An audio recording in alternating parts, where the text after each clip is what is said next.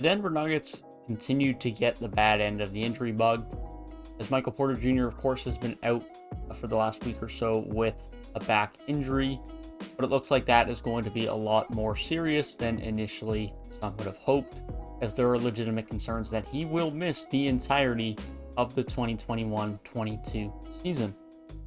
And for more so Michael Porter Jr. than pretty much any other player in the NBA, him being out with a back injury is concerning.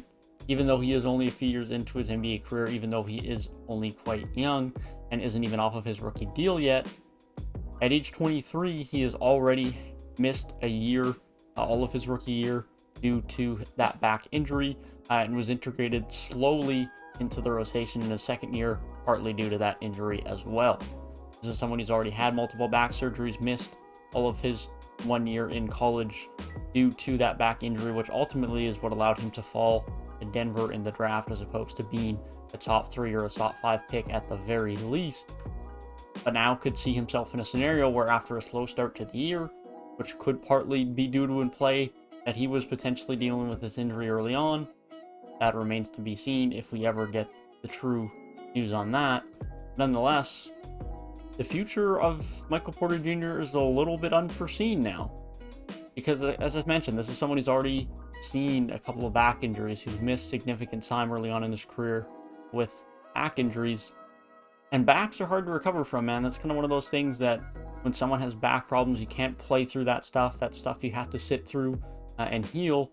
And considering he already has this many back problems and this much of a history of injuries, it makes for a worrisome future, no doubt about it. And from a Denver Nuggets standpoint, obviously they just committed to him very much in a financial standpoint, giving him his rookie extension before the season started.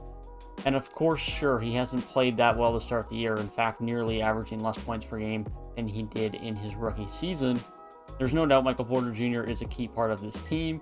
Without him now on the court, especially until Jamal Murray gets back, this Denver Nuggets team is going to struggle, especially on any given night that Nikola Jokic is not on the court, like they have seen now for the last couple of nights.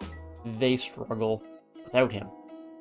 So it's a tough loss for Denver from an ownership standpoint to invest this much money in someone and then have them pick up such a significant injury right away.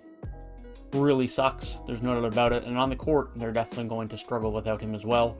This team has depth. That depth is going to have to step up. And Nikola Jokic is going to have to continue to play like MVP Nikola Jokic. And hopefully we can see Michael Porter Jr. back on an NBA court sooner rather than later, and he can stay healthy. That being said, that is my thoughts on the injury of Michael Porter Jr. for himself and the Denver Nuggets. If you did enjoy the video, be sure to leave a like down below. Subscribe to the channel if you're new. Thank you guys for watching, and I'll see you guys in the next one. Peace.